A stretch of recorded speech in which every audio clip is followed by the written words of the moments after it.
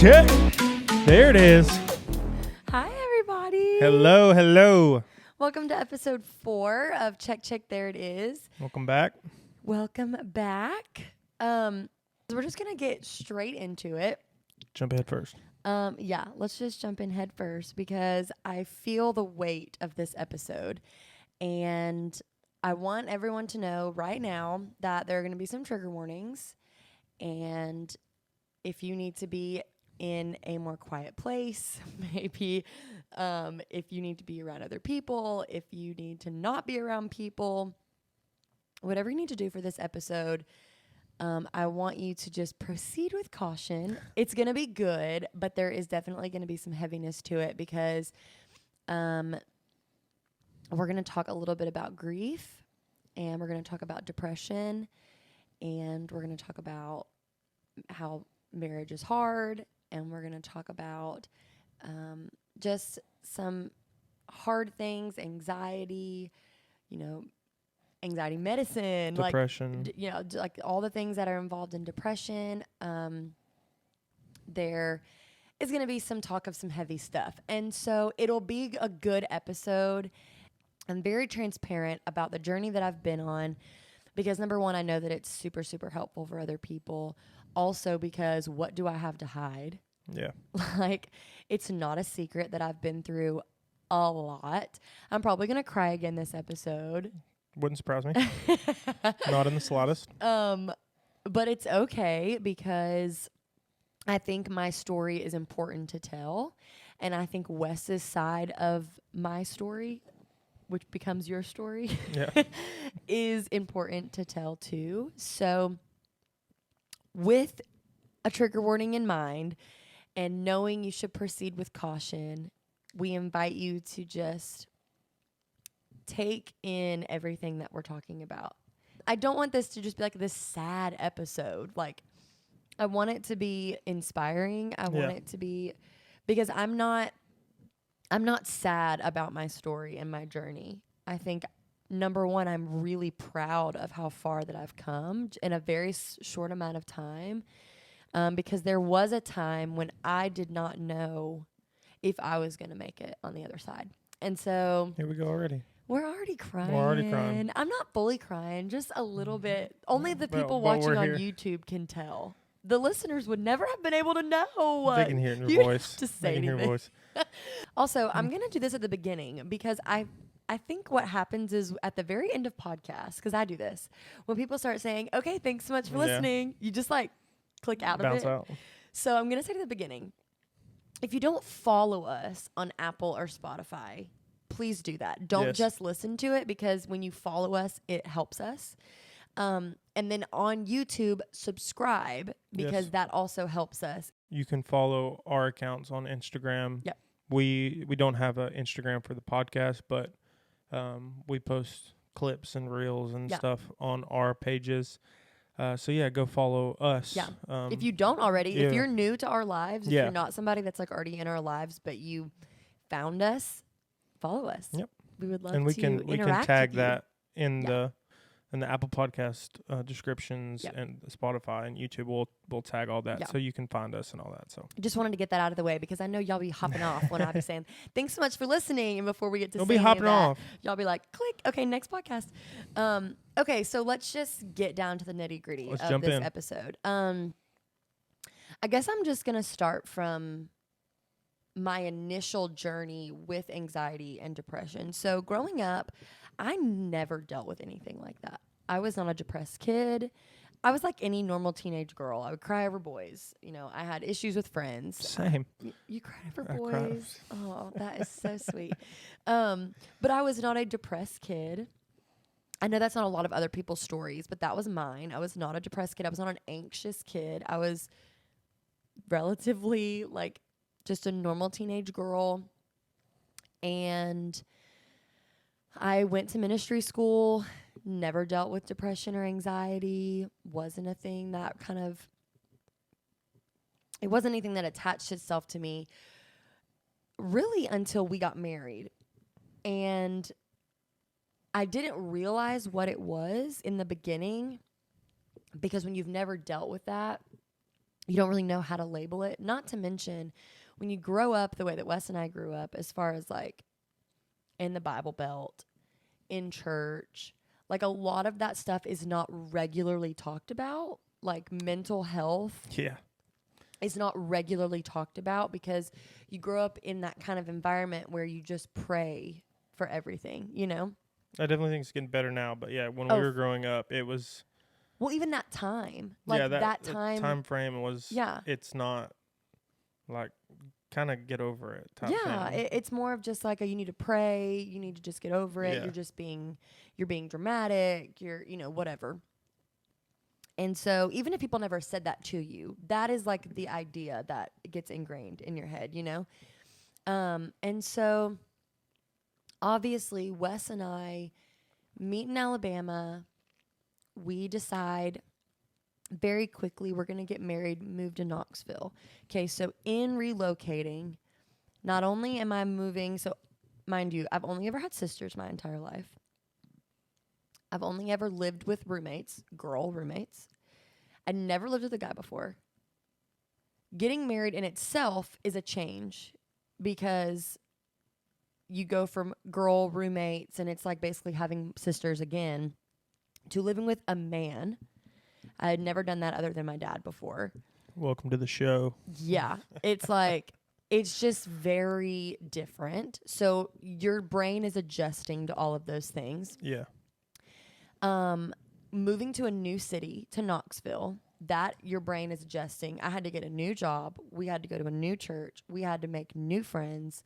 On top of... We were building a church. We were literally building a church. It wasn't just we were attending a church. We were starting from scratch. Yeah. So we started from scratch. Wes and I immediately graduate from ministry school and immediately get thrown into ministry, which is beautiful in the grand scheme of things, but it came with heavy challenges. Yeah. On top of new place, new friends, new church, new jobs, new living situation as far as who we're living with. Marriage in itself is a very eye-opening experience.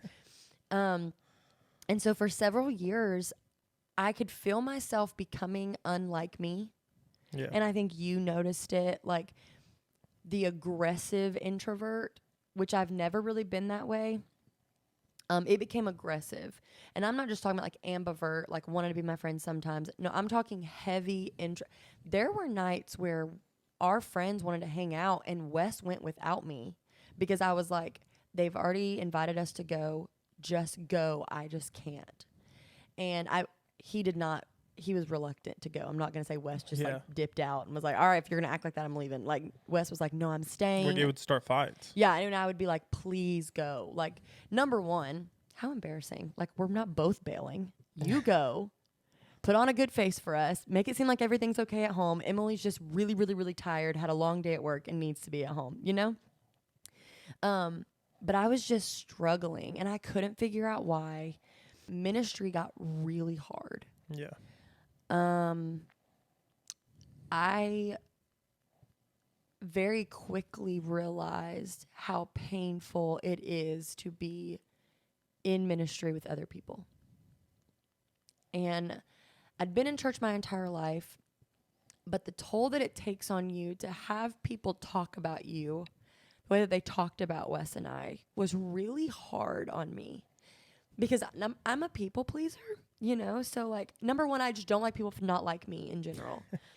And so the way that we were being treated in ministry at a very young age, early 20s, mid 20s, I'm like 24 years old and having people say horrible, horrible things about me behind my back. Of course not to my face. There were a few times things were kind of like shady and they were said to my face, but like passive aggressively. Passive aggressiveness was definitely involved, but the things that I would find out that were being said behind my back and the way that Wes and I were being talked about was really challenging for me. Wes has a lot of thicker skin, so he could, for the most part, could take a hit and just be like, who cares what they think? And also, like, I mean, we both grew up pastors' kids. Yeah. But you were not, like, your parents weren't My parents were never the pastors. I grew up. Yeah. My dad was a youth pastor for a long time, but then when I was in the 6th or 7th grade is when he started the church. And so I went through. You saw it more firsthand. Yeah, than I did. and obviously my parents, they tried to hide it from us, Yeah, and they they tried to didn't protect talk about it with us and stuff like that. But you saw it. You saw the late nights that they were talking to people. You saw, the ugly side of it. You saw the toll it takes on them. Yeah. Yeah. So like I had an idea. Yeah. Going into it. I had an idea. I mean, that's like, we went to ministry school for this, and like, so like I knew what I was getting myself into for the most part, but I mean, it definitely still hurt. I just was able to, and this goes back to sports and, the way I was raised and stuff like that too, with like, you got to figure it out, suck it up, and just move on, which is not great, but it also, it hurts and helps at the same time. Like, again, we were so young. We were figuring it out. It's our first ministry position. Technically taking on our own rather than seeing our parents or other leaders go through it. It was our own. And it wasn't something that either one of our parents were attached to. So like when you're a part of other ministry or with your parents, like my parents were youth pastors, it is their thing that you're just kind of like there for. This, our parents were not attached to this at all. This was, go ahead, Wes and Em, we're pushing you off the cliff. See if you can fly. And so like, obviously we have people in our lives that were uplifting and helping us through it and stuff like that. But then you do get to a new city where you don't know very many people. Like, it seems like it's good at first, even though like we were kind of like, do we trust them? Do we not? Like, stuff like that. But then those people, you hear they're talking about you, and then you hear that they're saying things specifically about you. It starts taking a toll. Like, I mean, even on me, but like you specifically, being in the role that you were in, that you are in, like you could see it, like a lot of people could see it, but it started to wear us down. And I can remember just feeling like I was being chipped away at, like, over, and it felt like, you hear this stuff people say, and you kind of like laugh. You're like, oh my gosh, of course they're saying stuff. And like, you don't realize the things that it really, really does to affect you.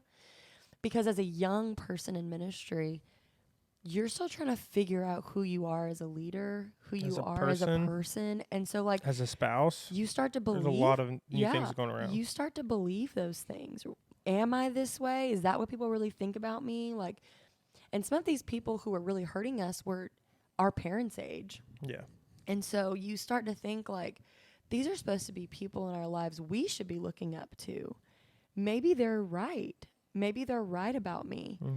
And so it started to like really affect my identity, which is so weird because I had finally started to feel like I was coming into who I was and who I was supposed to be.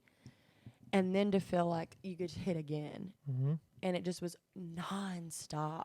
And for a while, we would call our parents and ask for advice. I used to call my dad and just, seek wisdom and like counsel of like, what do I do through this? And then obviously in 2019, Wes and I got pregnant with Clark. And she was born the end of March of 2020. In January, when I lost my dad. And I was 7 months pregnant. It was almost 2 months to the day early from him getting to meet Clark. So not only had I been going through all of this, I lose one of the most important people in my life. And that kind of grief and depression is like unlike anything else I had dealt with. And so you're talking about a fresh dose of grief and heaviness and weight. But I felt like I was picking myself up through it, Then you have a baby. And the week before our baby is born, COVID hits. And the world shuts down. I was still working at the church, but at the time I had a full-time job at a dentist office. I lost my job. Wes lost his job. We have a baby. We're stuck in the house, not allowed to go anywhere. Our church shut down, which in hindsight was probably a really good idea because I probably could not have handled being around people at that time. But you're isolated. Mm-hmm. So you're talking about anxiety from all of these changes, but not knowing that it's anxiety. Then I lose my dad on top of the church hurt. Then I have a baby. Then the world shuts down. When the world shut down, church kind of exploded. It took a toll on a lot of people in our church. We had several families leave our church because it was an easy out because we're not having church anymore, which is fine and, whatever. But you start really to see like, oh my gosh, everything is falling apart. So I can remember one of the most eye-opening moments for me that I was breaking. And I'd given Clark a bath. She was little. And I was scrolling through Facebook. And someone made an extremely hurtful Facebook post about me. And I tried to hold myself together and just keep scrolling. And I got Clark out of the bath. I'm trying to dry her off and put on her lotion and all the things. And I just broke.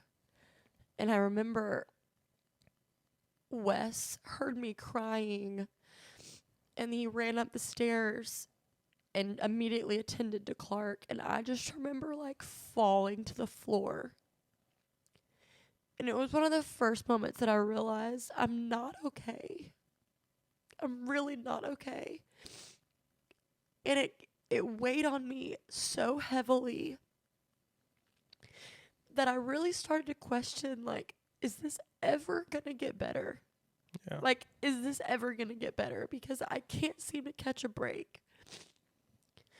So much so that I had a really scary thought. I was home by myself one day just watching Clark. I think you had started work at this point. Yeah, I went back to work at this point. So this is months and months later, if that tells you how long this went on. Meanwhile, I am still the worship pastor at church. Yeah. I am still supposed to be pastoring people. And I am at home not okay. And I can remember sitting on the couch one day thinking about all of the terrible things that people had said. All of the things that people had thought about me. The posts that I had seen. And I remember thinking, this won't go away until I'm gone. And it scared me so bad because I don't think I'd ever had a thought like that. I'll be honest. As a dramatic teenager, when you and your boyfriend are not seeing each other and things are just haywire, you have thoughts like that, but they don't feel that real. I mean, they do in the moment. They do when you're 18, but when you're 25, 26, and you've been through it, that thought scared me. But I didn't want to scare you. And I knew that I wouldn't actually do anything to myself. That's just all I could think, is that there is no way out of this hell that's in here, in my brain, unless I am gone.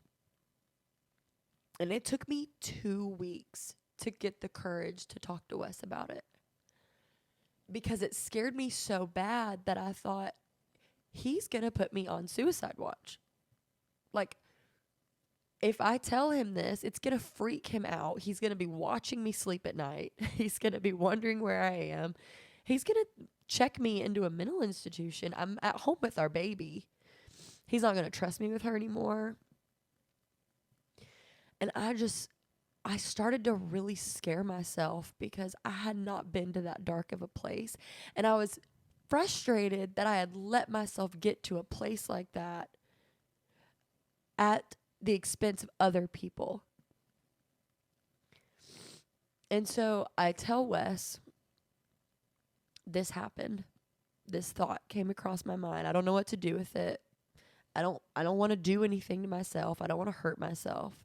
But this feels very real to me.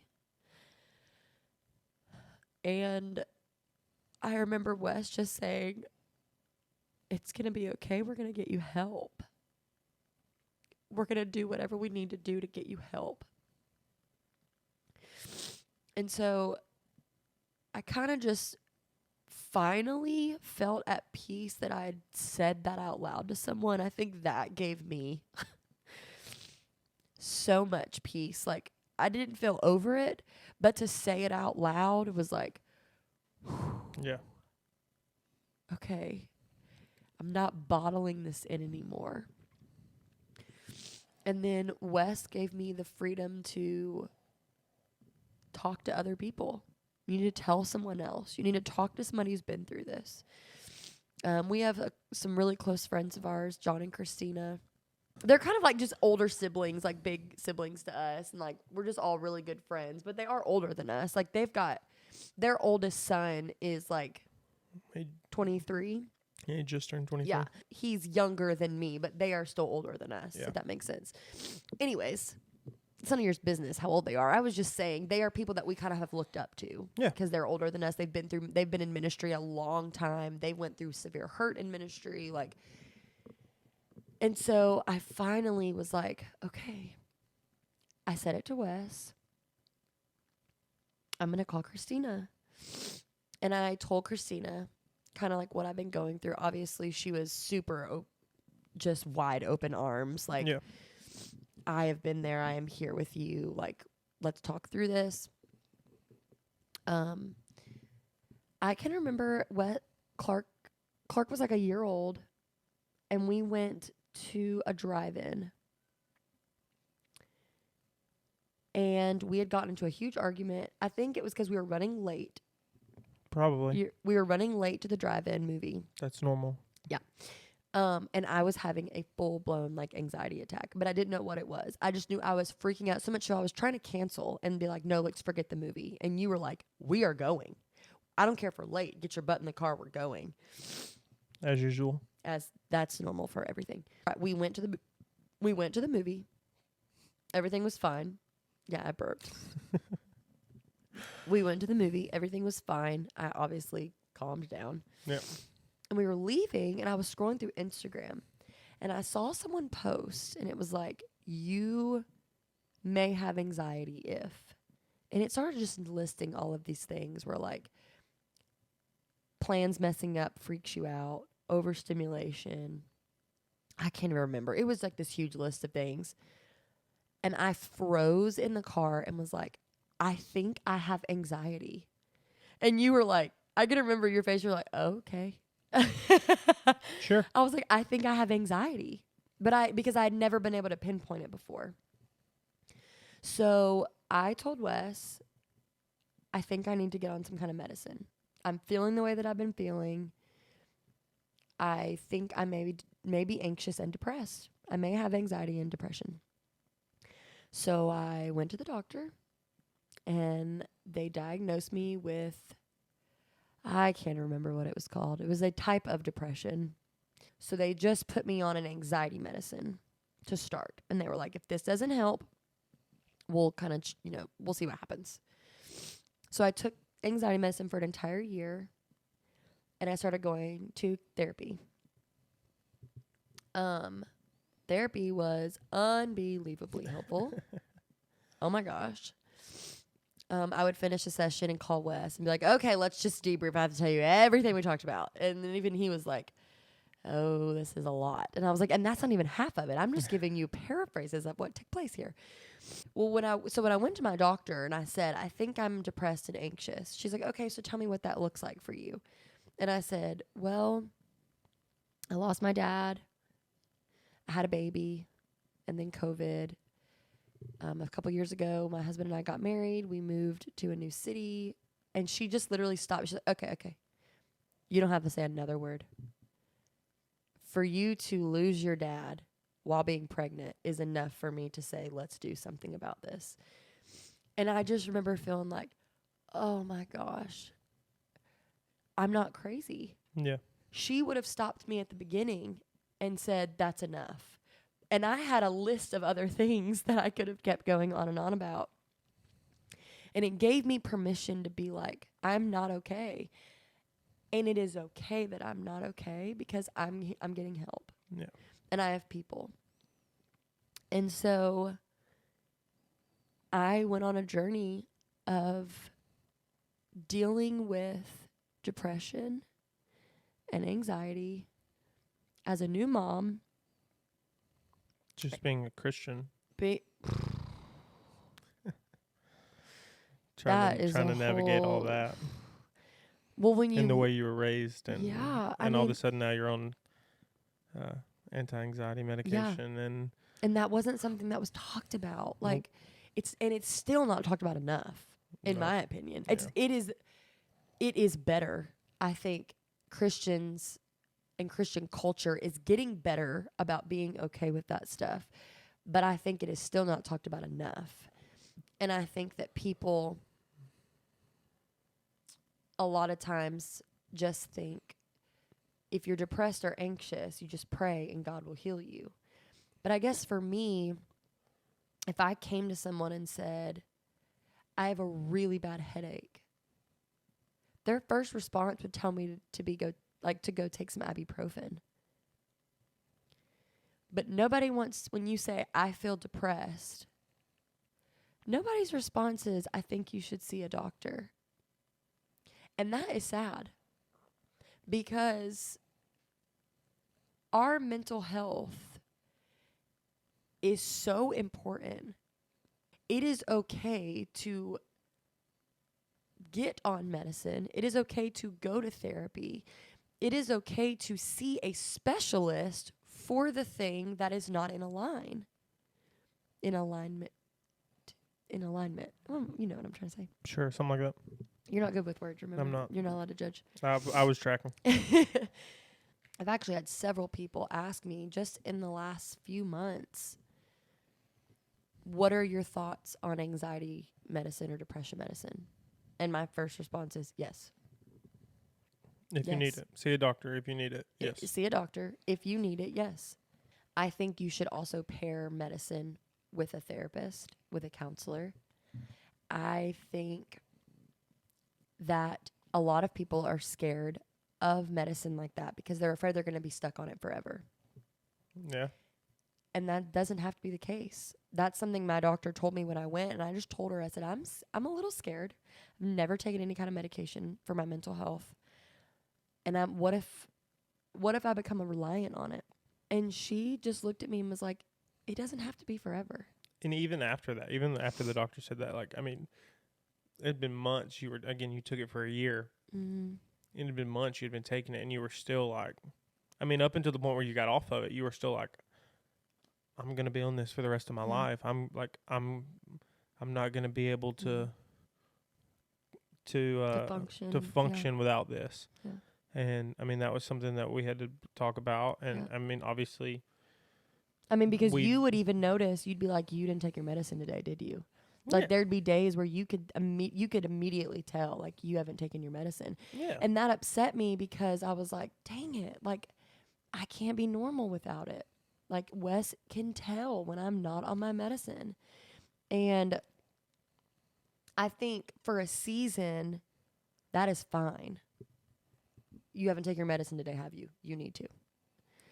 And I think you also, within that, you should also follow peace. Yes. I think you should listen to your body. Listen to a therapist. Listen to your therapist. Listen to your doctor. I took it almost my entire pregnancy. And I felt like I was following peace. And I remember just telling you, I think therapy has really been helping.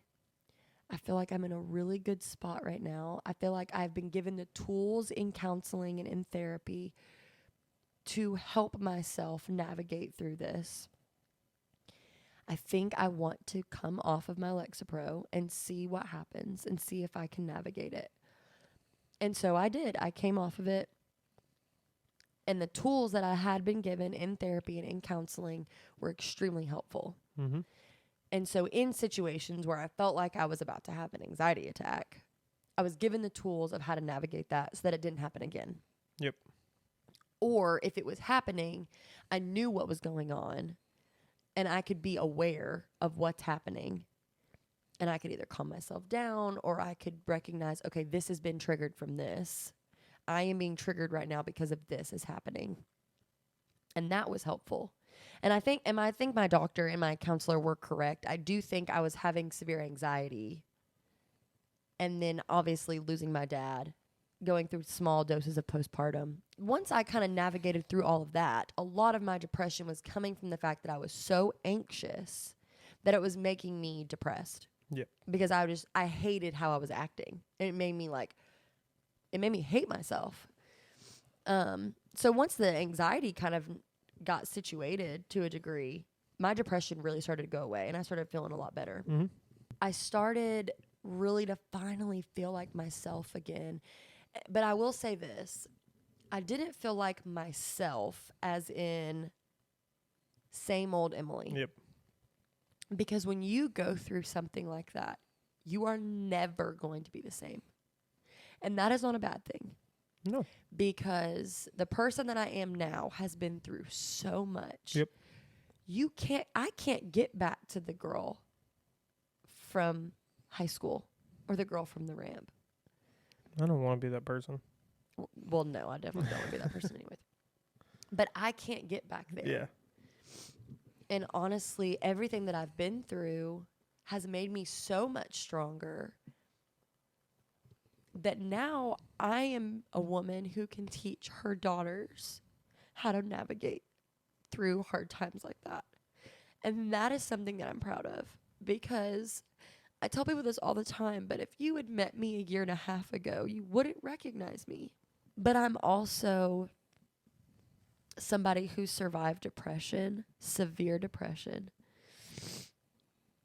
I have been through 2 births. I survived losing my dad. I survived almost completely throwing my faith away. Yep.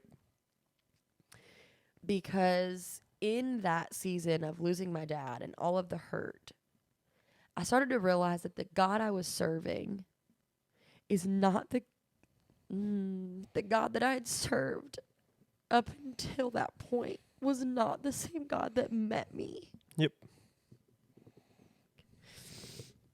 Because the God that met me was better than the God that I had been serving. And it really started to make me chip away at all of the lies I believed about God. I can remember. This is so funny because I can remember Pastor Casey's face. So I can remember it was right after I lost my dad. I was really struggling with my faith because there were people in the hospital that day while my dad was hooked up to all these ventilators. We said all these people. I mean, there was 30 people. Yeah, there were so many people. And they're amazing. Don't get me wrong. Yes. I'm not bashing any of these people. No. Every single person that was at the hospital with us, I We love adore and I every single one of love those people. deeply. And we're grateful that they were there. 100%.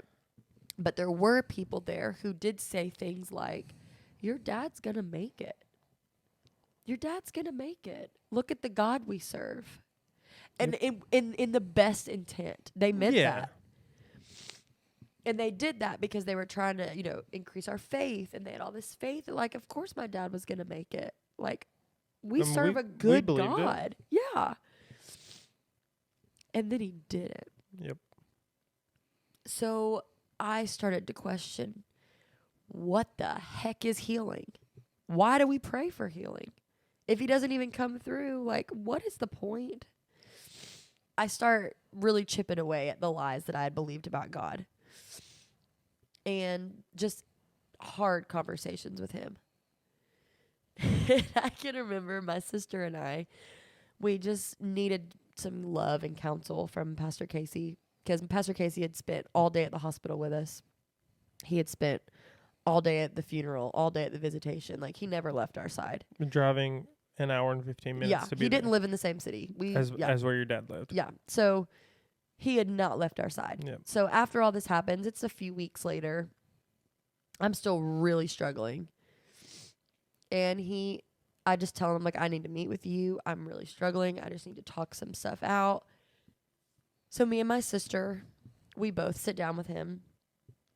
And he's just asking us. And the thing about Pastor Casey is he is somebody, he is not going to give you fluffy words. Okay? He's not even really going to give you an answer. No. He is just going to be with you in your grief, which was unbelievably beautiful. Yes. Because that is what I needed, and I didn't even know that I needed that. Yes. And it wasn't even so much me asking questions as much as it was just like venting. Yeah. I'm mad at God. How could this happen? Why do good people get to stay here? Or why do bad people get to stay here? And my dad, who is one of the best men in the entire world, have to leave?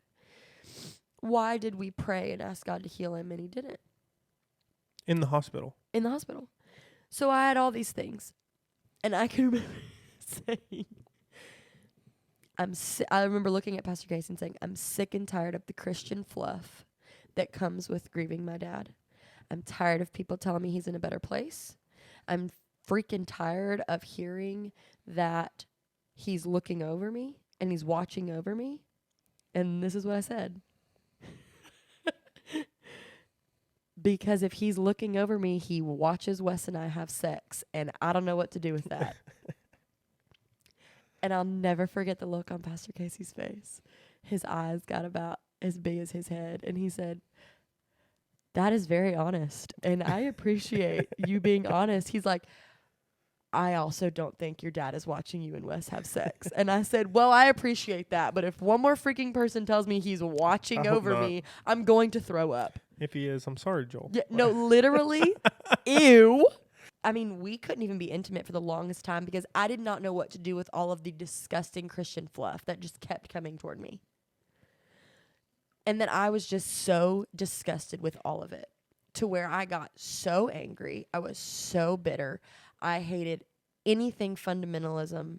I hated it. I was angry at the word of faith. I was angry at the people who just love to pray for healing. God's got a plan. Gag me. I was so sick and tired of it. And sometimes I still am. I have my days though where I have more grace now 4 years later. But at the time, I told Wes over and over and over again, I don't want to serve God. I don't want to be a Christian. You were saying that, but what you were saying was that God. Yeah. That version of God. Yeah. I can't. Right. I can't. It's not that I don't want to. It's like I can't do that. But I mean, there were times where I looked at you and said, I don't even know if I can be a Christian anymore. Yeah. Because I don't know if I can keep believing all of the bull crap that people are throwing at me. Because when you lose someone like that, all the fluffy Christian bull crap, it is so repulsive. It was so hard to swallow. And it made me think, if this is God, if God just gets to pick and choose who he heals, screw him. That's what I thought. Yep. And that's how I felt. But that God is not who met me in my grief. And it's not the God that still meets me in my grief. Because the thing about grief, and I've taught on grief at church before, but I will never stop grieving my dad. Yeah. And I think a lot of people think that grief is something you like deal with for a little bit and then you get over it. It has a time period. Yeah, that it has like this ending. If me losing my dad has a time stamp on it, I must have lost all my marbles, because my dad was one of the most incredible people on the entire planet. Why on earth would I put a timeline on how long I miss him? Yep. I mean, it's been 4 years, right? Yeah. And last week, I think it was last week when you called me about wanting to call him. Yeah. And you had this moment. You said you were watching Potter. So I was at work. Yeah. And you were watching Potter or something, and you had this moment of like, I need to call my dad. I wanted to take a picture of her, and I just was like, I need to send this picture to my dad. And then it hit you again. Yeah. It's like a fresh wave of, are you effing kidding me? Yeah. That's the truth. Yeah. I'm just being real. Like, that is are you kidding me? Like, I know he's not here, but like, man, now I remember. And like, the thing about grief is there is no timeline. I will miss my dad forever. But in the way that you grieve, there is a healthy way to grieve. Yeah. And grieving takes courage. And it is beautiful to grieve. It is beautiful that God created us to grieve. I'm learning that so much right now about grief, that like, it takes courage to grieve. It is beautiful that we are wired to love people, that we grieve them. And I am still just in this place of 4 years later, I miss my dad. But what I love is that I am not depressed.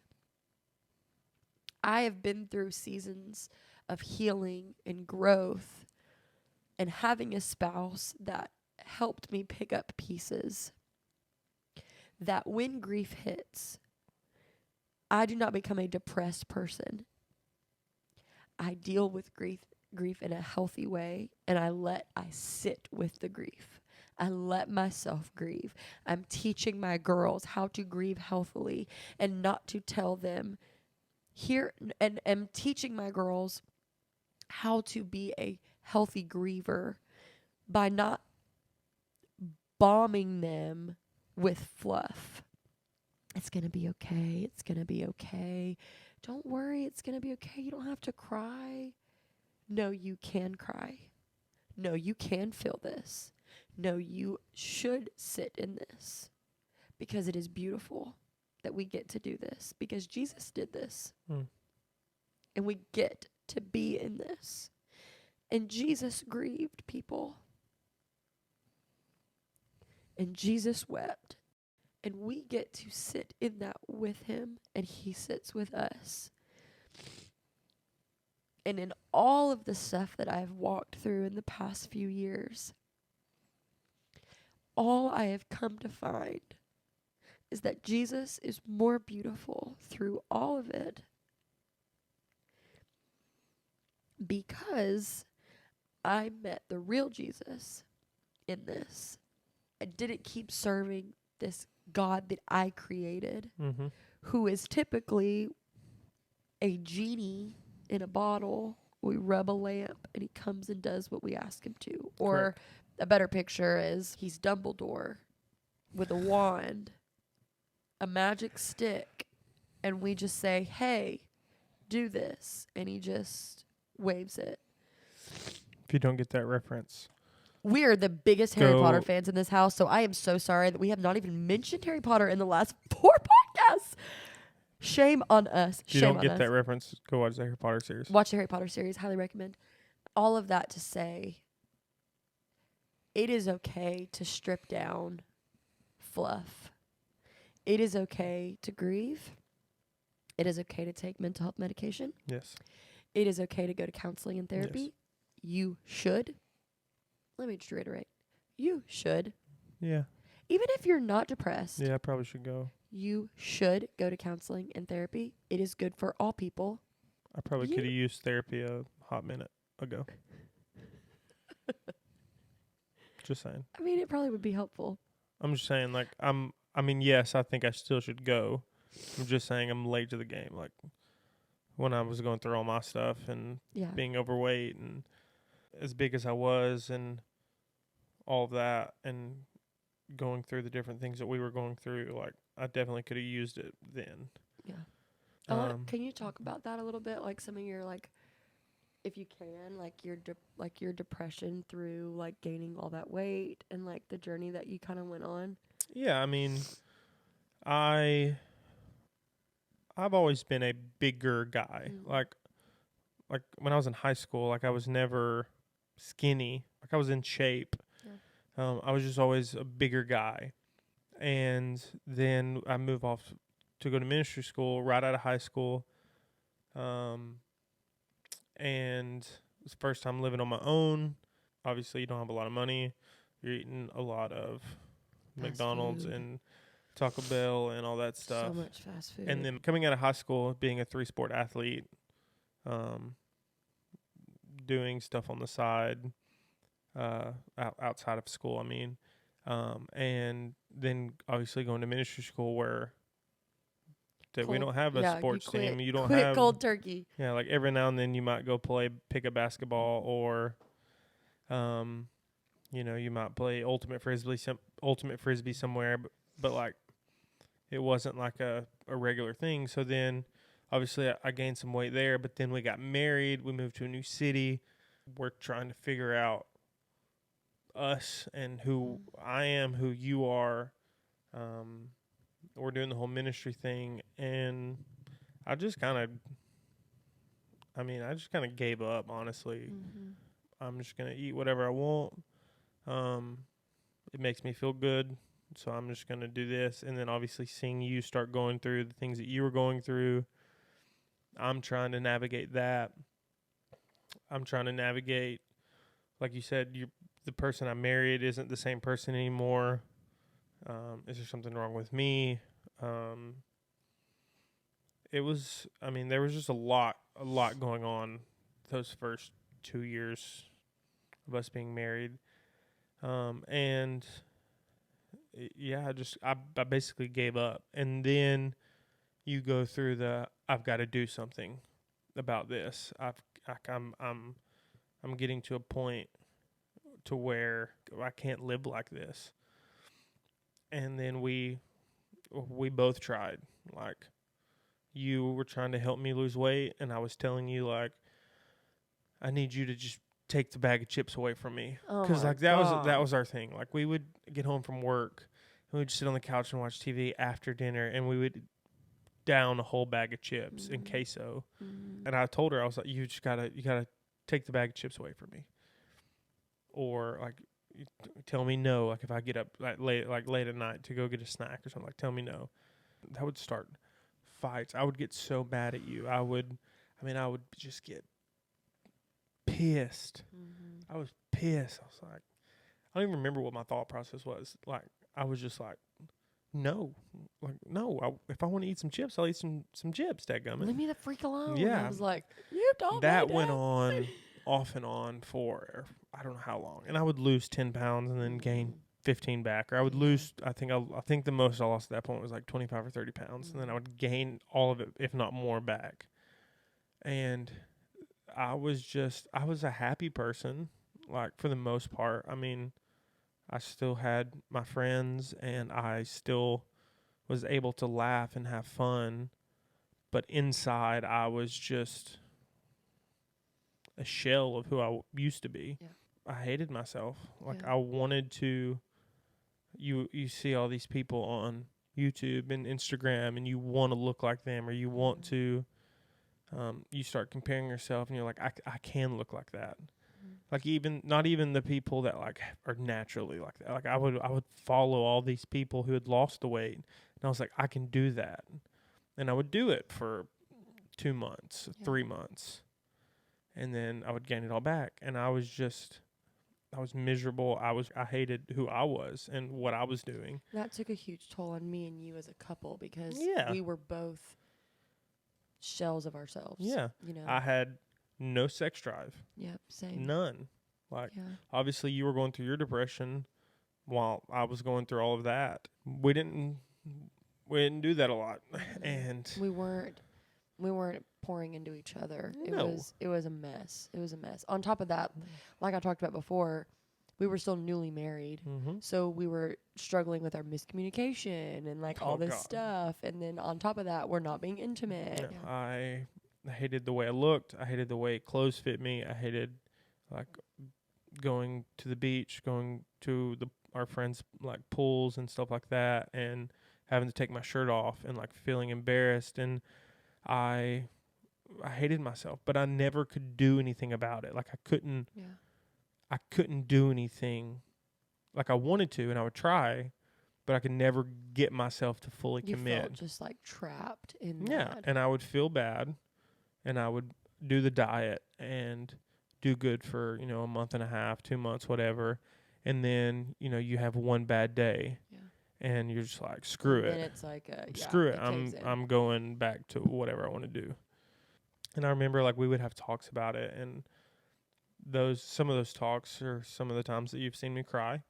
And I would just cry and be like, I don't know what to do. Yeah. I am. Especially with someone like me, who I have an extremely high metabolism. Yeah, So we were I couldn't relate. total opposite ends of the spectrums. Because I couldn't relate to. And we still are. Yeah, but I couldn't relate on how to help you because like I'd never had to diet. So, like going through all of that. And that just made it harder on us for me not being able to relate. Yeah. Because I just was sitting there like, just eat better. Yeah. Like I didn't know. And it's not that I couldn't sympathize because I could see you were in pain and I could see you were hurting, but I could not fix this. Yeah. And obviously then, I remember staying up 2, 3 a.m., laying in bed watching YouTube videos on how to lose weight, what to eat, how to like do all these things. And I don't know if I just didn't listen or if I wasn't following the right people, but like what they were doing didn't help me. Yeah. It didn't relate to me. I would try those things and it was just eat a salad for lunch. And I was like, I'm still starving. Like this isn't helping me. If I knew then what I know now, obviously it would have been a lot easier with the weight loss journey, but I wasn't in a headspace where I could, because I agree. I hated myself. Yeah. You also didn't really. There were pros and cons because I fell in love with you. Yeah. And when I married you, you were heavy set. You weren't. I was bigger. You had gained weight after we got married more, but you were still bigger than you were. Yeah. When we got married, I was probably 250. Yeah. So you were bigger. So I'd always known you as just like a bigger guy, but I fell in love with you. The weight didn't bother me. Yeah. I wanted you to be healthy, but like I didn't care if you were chubby. Like that, I didn't need you was a a guy chubby with chaser. Well, I mean, what do you say? I've always been skinny my whole life. I like the extra weight. What are you gonna say? You were concerned. I was like, you were like, you can't get too skinny. Excuse me. You still say stuff to me now. I like be liking to cuddle. There'll be sometimes you hug me and you're like, your Adam's apple came out of nowhere and it stabs me in the forehead. I didn't even know he had one of those. But I say all that to say, I always told you were good looking. I always told you I thought you were good looking no matter what you looked like. That did not help. And like, looking back now, I don't see how people say this, because I look back at pictures of myself now and I'm like, you look every bit of 330 pounds. But, and that's how big I was. I was 332 pounds. That was the biggest weight where I weighed myself. Yeah. But like people, you'd tell me, like I would tell them how much I weighed and they were like, you don't look that big. Yeah. And like you were telling me how good I looked and like all this stuff, and I would try to believe it, but I would take my shirt off and look at myself in the mirror and I would just be disgusted at myself. October 2021, we take a Universal trip. Yeah. Just me and Emily. Mm-hmm. We go, we're excited. We're like, we're going to ride these rides. Yeah. And we're going to do all this stuff. I'd never been to Universal. Yeah. So I went on my senior trip after high school. So I'd been, and I loved it. I loved Universal. I loved all the rides and the Harry Potter stuff. And it's incredible. It still is incredible. That was rock bottom. Yeah. The first ride we tried to get on there, we get in line. Well, I mean, I guess I can tell the whole story. Like, we get in line, they have the seat out front. Yeah. I sit down in it. It clicks. I'm like, awesome. Let's go. We get in line. We waited in line for an hour and a half. And we get up close to the front to get on. And we're like at the gate about to get in line. And they have more seats right there to kind of like, if you need to test again to see if the seat will click down. And they pull me out of line. Like, they picked me out. And they're like, we need you to check before you get in any farther. And I sit down and they start trying to do it, and it's not latching. Yeah. And Emily's like trying to help, and she's like, "Can I push on it?" And like all this stuff, and they're like, "No, you can't push on it. That's against rules." Which is so stupid because the people who are Man, going to it help is what you it is. on Anyway. the ride are going to push it. So I'm still mad about it. yeah, Emily I'm still- kind of went off on some of the workers there. I was hot mad. But I that happened 3 or 4 times, that something like that, 3 times before we just stopped trying to ride rides. We were just like, we'll go eat. And yeah, that happened like 3 or 4 times that day. And every time I would step out of line and just start crying. Yeah. And Emily was trying to console me, and I was just, that was rock bottom. Like, I can't ride a roller coaster. I can't sit in a seat. And that was the moment where I was like, I'm done with this. Yeah. I couldn't get down in the floor with our not even 2-year-old without getting out of breath and being like, I gotta take a break. Or I literally I couldn't play with my kid. And we were talking about, like, when are we gonna have another one? When are we gonna do this? And I was like,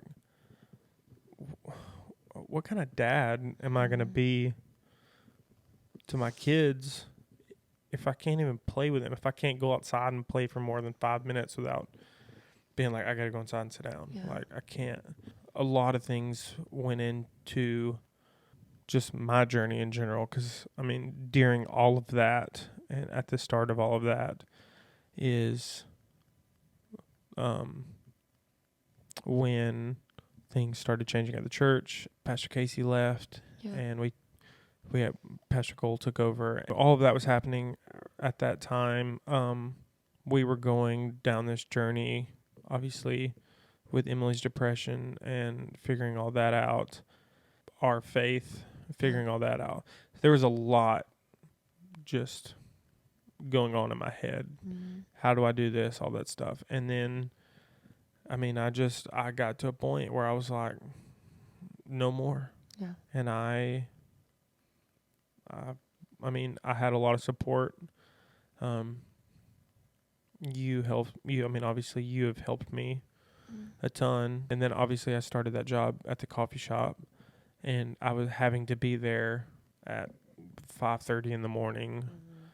So, and it was for the most part, it was fast-paced job, like morning rush, lunch rush, all that stuff. So, like, I wasn't able to eat. So then, obviously, I started kind of not intentionally, but then it turned into an intentional thing of intermittent fasting.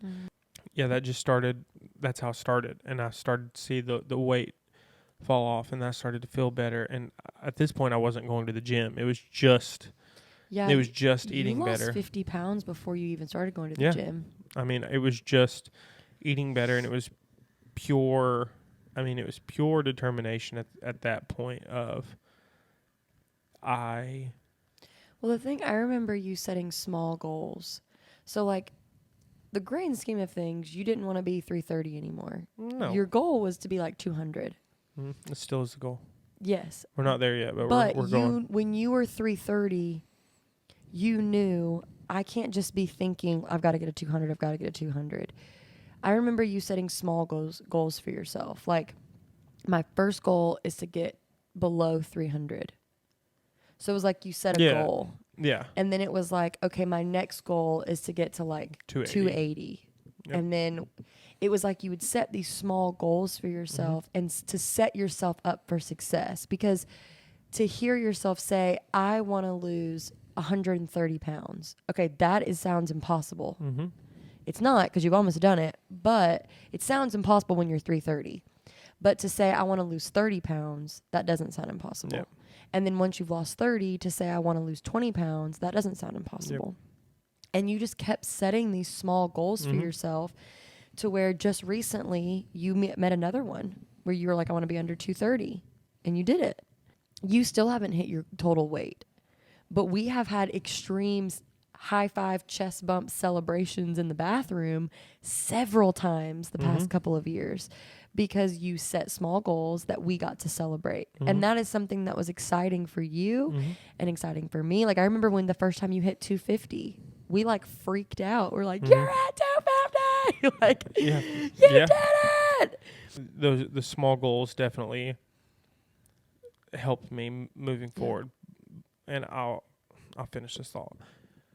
It was pure determination though in that moment of I never want to feel the way I felt at Universal again. Yeah. I never want to feel that sense of helplessness. Yeah. I want to be the active dad. I want to be able to play with my girls and be there for them. Not only that, but like to see you come out of your shell in confidence and like to see, I remember when you first started like cutting the sleeves off of your shirt at the gym. Like I remember thinking like he's proud of himself, as you should be. Mm-hmm. Like you've lost 100 pounds. That's a huge deal. And I got going to that. I still have thoughts. It's like obviously I'm still a bigger guy right now. Like I'm not where I want to be. Obviously, I think I look 10 times better than I did. I feel 10 times better than I did. I still have the thoughts of like, look, you're at the gym and you have, I got my cutoff shirt on, and like you see, like there's some of the guys at our gym, some of the girls at our gym are just jacked. But like you see them and like you think, like you start having those thoughts of like you'll see somebody glance over at you or whatever, and it's like, why are they looking at me, like all this stuff, and like you start having those thoughts of like they're judging the bigger guy, like even though that I have come a long way, they don't know that. Yeah. So like they don't know that I used to be over 300 pounds, and so they're just like, why is this big guy in here with his cutoff shirt, like. But then I have to remind myself. I look at myself in the mirror at the gym, and I'm like, you used to be over 300 pounds. Like you lost over 100 pounds already, and I wear that cutoff shirt. If I could not wear a shirt in the gym, I probably would because I'm proud of where I'm at. Yeah. I'm not at my goal yet. I'm not where I want to be, but I'm proud of where I'm at right now, and proud of how far you've come. I'm proud of how far I've come. I'm proud of how the work that I put in. I think a lot of people need to know that, like,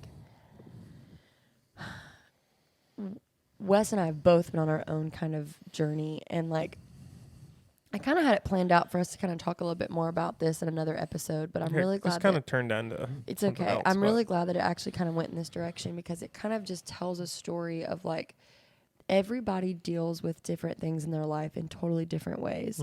And the way that we come out of those things looks different for everybody. And I actually, after I had my second daughter, 6 weeks to the day I was postpartum, I was finally able to, work out again. I went to my first turn-up class. And that's when we both started. That was the day me and you both got gym memberships. I have been to the gym every dingle day. Every dingle day. Every single day. Every dingle day. Since then. And I'll be honest with you.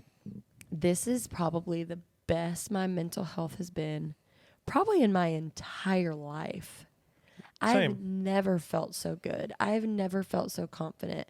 I have never felt so alive. Not only do I teach my classes, which those have drastically changed my mental health because of the self-confidence that I've stepped into and all of that, but being in the gym has transformed both of our mental health more than we could ever express. And like, we used to hear people say that and we would like roll our eyes because we're like, okay, that's nice. You're in the gym and you're happy. But it's different now. Yeah. Like it's different when you're doing it for you. Yeah. It's different when you're doing it for you. And it's also different when I'm doing it for you. I'm doing it for my girls. I'm in the gym to be a better wife. I'm in the gym to be a better mom. I'm in the gym for me because chasing that pump. Like, let's go, baby. Let's go. Like, I love seeing progress pictures of myself. Not because I'm conceited and want my body to look a certain type of way. But it's not even just about that. It is because I am proud of the work that I've put in to get to that point. Yeah. And, like, if I were born with muscles like that, they wouldn't mean too much. I've put the work in. We've put the work in. And we have co-labored with God. I deeply believe this. Me and you, we co-labored with God in getting our mental health in place by being physically active, Mm-hmm. by doing the work, by having the hard conversations, by doing the hard things, by eating better, by being a better mom and dad, by being better spouses, by doing therapy, by taking the medicine, by sitting in our grief, by facing the heart. You facing what you dealt with at Universal has brought you to this point. And I think all of those things play a part in who me and you are now. Mm-hmm. And I'm proud of that. Mm-hmm. And that's why I think my mental health is where that it is. So that when hard things happen, in the last year or two, we've had hard situations. Yeah. I've had hard things happen. But the way that I felt about myself through those hard things can't compare, because of how amazing I feel now when I'm dealing with a hard thing. I still feel good about me. I'm just dealing with the hard thing. Whereas before, I was dealing with the hard thing and how much I didn't like myself and all of my doubt and all of my insecurities and all of my depression and all my fear and all my anxiety. And I don't feel that anymore. Mm-hmm. And I'm proud of the work that me and you've put in. And I hope this entire episode doesn't sound like Wes and I are just bragging. No. I hope this episode Maybe a comes little bit, across to people as you can do this. If you are depressed, it doesn't have to last forever. No. You can get help. And whether that is, like me, figuring out a way to do it yourself, Yeah. or whether it's of, I need help and Yeah. I need somebody to talk for an hour with me every week, Yeah. or I got to go to the doctor and I got to get on some medicine. Whichever way it is fine. Yep. But don't be afraid of either way. Yep. Don't be scared of whichever way you have to do it, because whichever way you do it is fine. Yeah. Whichever way you do it, if it works, then it works. Yeah. And if you need both, if it works, it works. Mm-hmm. I mean, you are a testament of both working, because for one season you were doing the therapy and the medicine yeah. and all that stuff, and you still do therapy. Obviously, you don't do it Not as much as not as often. Yeah. Now you just kind of do it as needed, I guess. Mm-hmm. But now you have the I work on myself. Yeah. I put in the work. I go to the gym. I eat better. That's what helps your mental health. That's what helps your depression. Mm-hmm. We've both just channeled in this, like, if you want it to sound spiritual, we have channeled in this co-labor with God. We sought the Lord about our situation because it wasn't good on either side. Yours wasn't good physically or mentally. Mm-mm. Mine was definitely not good mentally or emotionally. We sought the Lord on behalf. I can remember it being at church and just crying out to God, take this anxiety away from me. Take this depression away from me. And he did, just but not like I thought. Not like the magic wand that I always thought God was. Not like Dumbledore. He did, in a sense that he gave me different avenues, and he put people in my life to tell me, have you thought about getting on anxiety medicine? Have you been to therapy? Have you been to the gym? Hey, you should try out my turn-up classes. And now I'm like, Lord, thank you. Mm-hmm. Thank you that you met me there. Because this is the healthiest I've ever been in my entire life. And now my kids get to grow up with a healthy mom and dad. Mm-hmm. And they don't have to heal from our dysfunction. Mm-hmm. And none of this is to say that we don't still deal with these things. God. Like I think there are things now. Obviously, I'm not depressed by any means now, but there are still things that give me anxiety. Yeah. When it pertains to like my weight and stuff. if I get on the scale and I've gained weight, like, how do I deal with that? Yeah. If I have a bad weekend because we hung out with friends one night and ordered pizza, and then all of a sudden the next day I've gained 7 pounds, and I'm like, come on now, like what's going on here? The thought of the way I look after I lose all this weight, because I was 330 pounds, and how much loose skin am I going to have? Like, what is that going to look like? Like, all of that stuff, like, I still have anxiety about that. And what I'm trying to say is like, we're not saying this like we're perfect now because of all this stuff. Like, there's still things that we deal with. Like earlier, like we were talking about with you last week, you had that thought about your dad. Like, it just comes back. Like, we still deal with these things, but now, because we've walked through all of this, we are able to navigate, and we are able to we can pick ourselves up, figure our way, and we see it in each other, and we're like, hey, come on, let's go. Like, we got to go do this, or hey, let's talk about it. Like, what's going on? How do we need to fix it? What is there a way to fix it right now? Do we just need to sit in it for a minute? Like, what does it look like?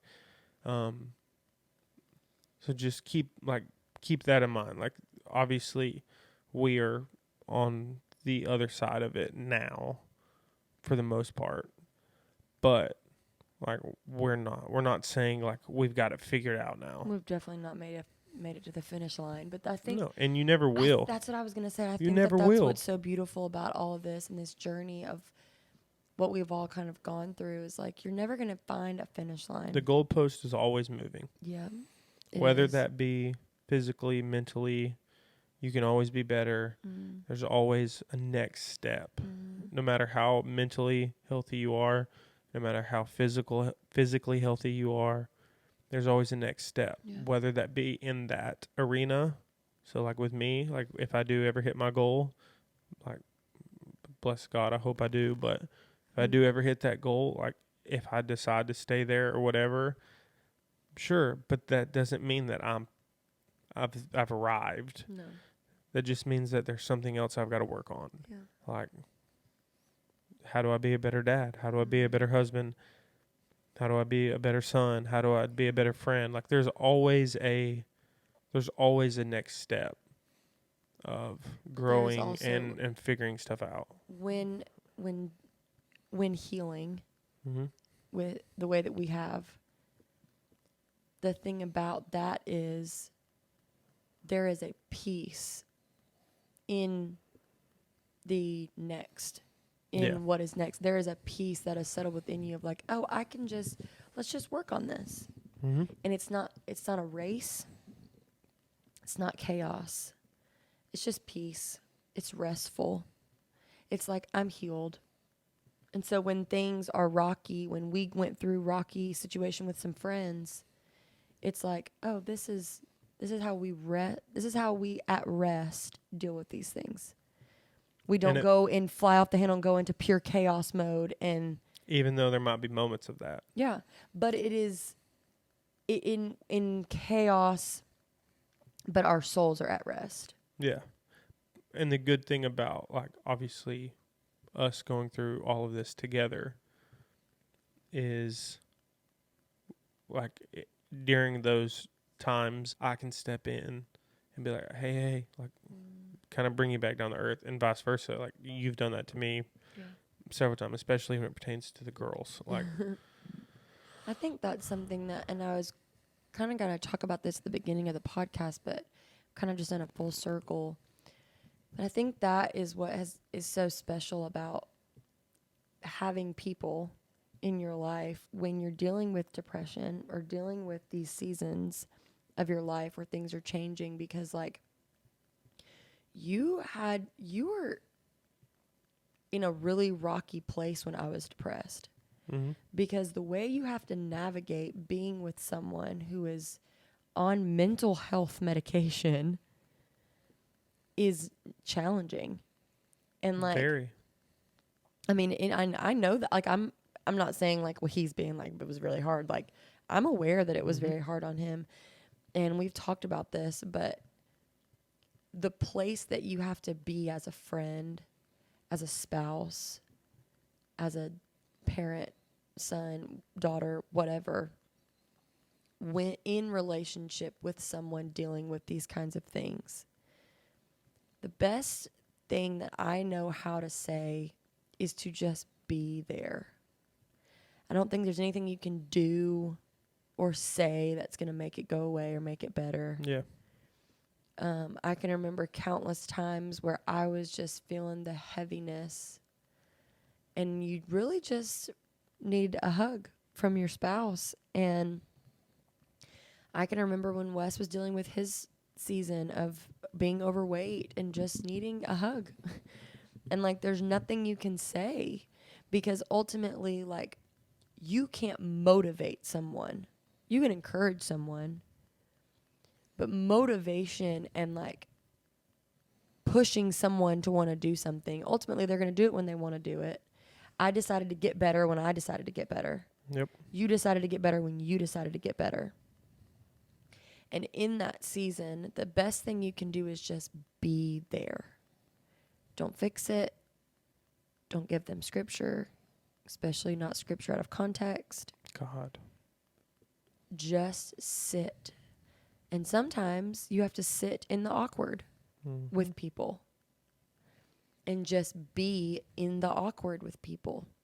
There are going to be people who listen to this, and they're going to come from my place where they have been the girl who's depressed, who's trying to navigate it. Or maybe you've been the guy who's depressed, or, you know, you're the girl or the guy who's been overweight or whatever. Or maybe you're someone listening who has people that you know of who have been in our shoes. And maybe you just need to know that, number one, they're not crazy. They're not crazy. And number two, maybe you just need to know that, like, you just need to love well. I think it's important that people really hear the truth behind mental health, because ultimately Wes and I both, our stories are very different, but we both were dealing with mental health. Mm-hmm.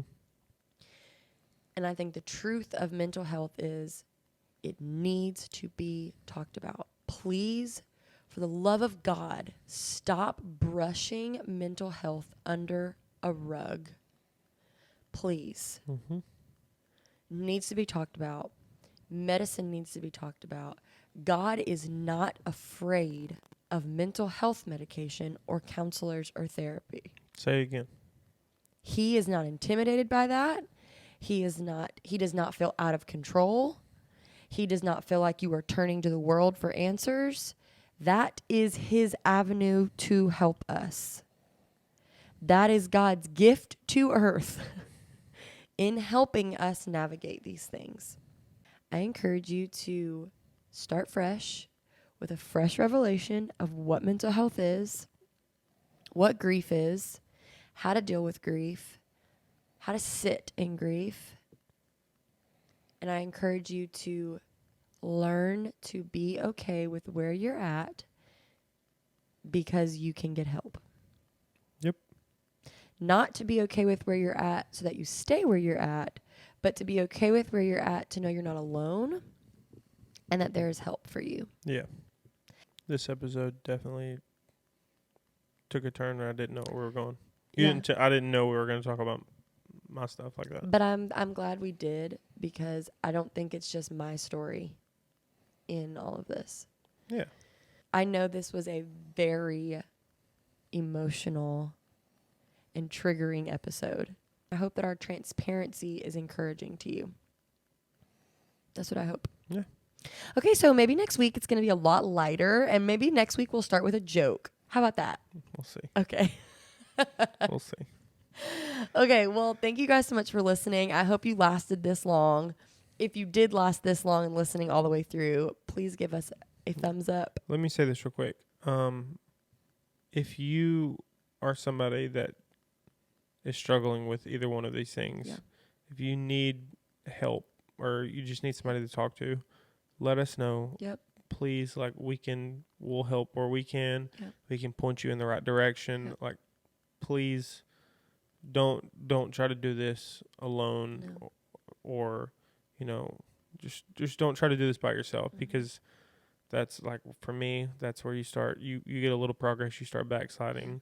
Or for you, like in your situation, if you were doing what you did by yourself, you would have thought we're going crazy. So please don't do this by yourself. If you don't know how to reach out to Wes and I, maybe you don't really know us, you don't really know how to connect with us, don't do it alone in general. Yes. Please seek help. Talk to someone, even if it's just a coworker. Like, if it's somebody, if you're struggling and you're bottling it up, please get help. Please get help. Yes. But Wes and I are here to help you navigate through things if we can. But if you know somebody that you know well and you trust, reach out. Yeah, reach out and seek help and seek guidance. Yeah. Yeah. We love y'all. Like, comment, subscribe. Feels weird saying all that after all that. I but know. Well, we love you guys. We love We'll y'all. talk to you guys next week. And thank you so much for Thank you. listening. Bye. Peace.